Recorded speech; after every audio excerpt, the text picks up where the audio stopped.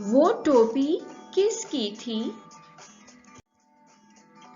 एक दिन हवा ने शरारत की, वो जोर से चली और एक पंजाबी लड़के की टोपी उड़ाई।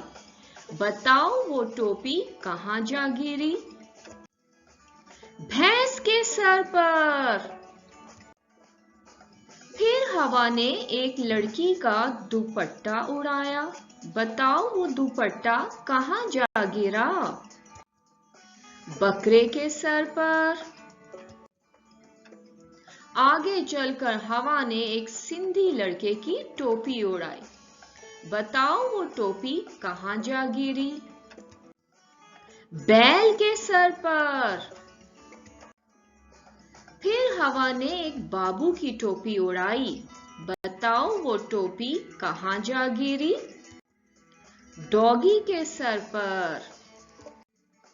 अब हवा ने एक बलोची लड़के की टोपी उड़ाई।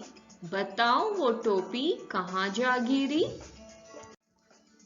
ऊंट के सर पर।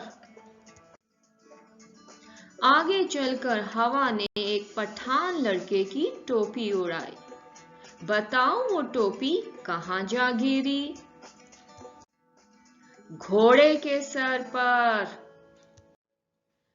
पहाड़ों में जाकर हवा ने एक चित्राली लड़की की टोपी उड़ाई।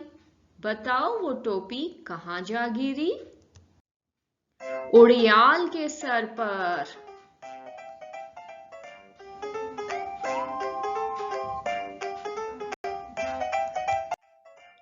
आखिर में हवा सब टोपियां उड़ाकर ले गई।